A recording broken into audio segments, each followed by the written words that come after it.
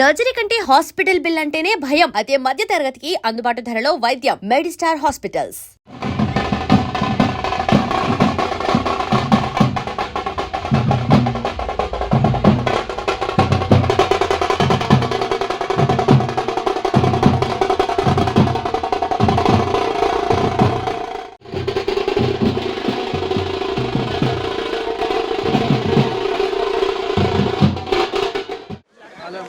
కొంచెం బ్యాక్ వెళ్ళండి. Back side ఉన్న వాళ్ళకి కనిపించట్లేదంట. ప్లీజ్ అలా కొంచెం స్టేజ్ మీద కొంచెం డౌన్ చేస్తున్నాం కదా.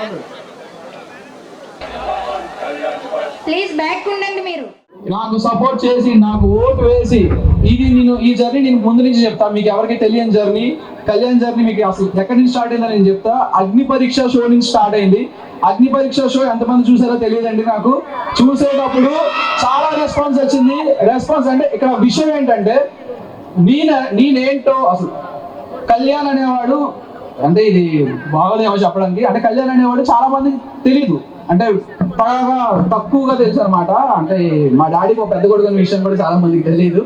సో నేను ఎంత ప్రమోషన్ చేశానంటే నా కాలేజ్ ఫ్రెండ్స్, నా స్కూల్ ఫ్రెండ్స్, నా ఊర్లో ఫ్రెండ్స్ మొత్తం అందరూ కలిసి నాతో పాటు మార్నింగ్ నుండి ఈవినింగ్ వరకు ఉన్న ప్రతి కాలేజ్ కి నేనేంటో చూపించుకున్నాను. నేను కళ్యాణ్ పడాల అగ్ని పరీక్ష నుంచి వెళ్తున్నాను, ప్లీజ్ సపోర్ట్ చేయండి, నా గేమ్ నచ్చితేనే సపోర్ట్ చేయండి అని చెప్తే నాకు నచ్చి సపోర్ట్ చేశారు. Thank you so much. Support చేసి బిగ్ బాస్ హౌస్ లో పంపించారు.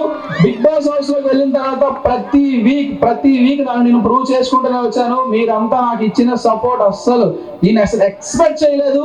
ప్రతి ఒక్కరు బయటకు వచ్చిన తర్వాత మా టీం ప్రతి ఒక్కటి చెప్తుంటే నీకోసం ఇలా చేశారు, అలా చేశారు, ఇలా జరిగింది, అలా జరిగింది అంటే నిజంగా ఇంత ప్రేమ సంపాదించుకున్నందుకు మీ అందరికీ నిజంగా నమస్కారాలు తెలియజేసుకుంటున్నాను. Thank you so much.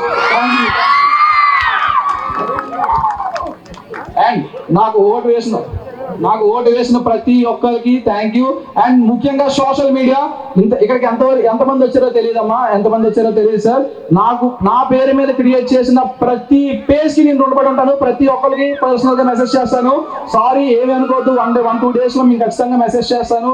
Please delay అవ్వచ్చు.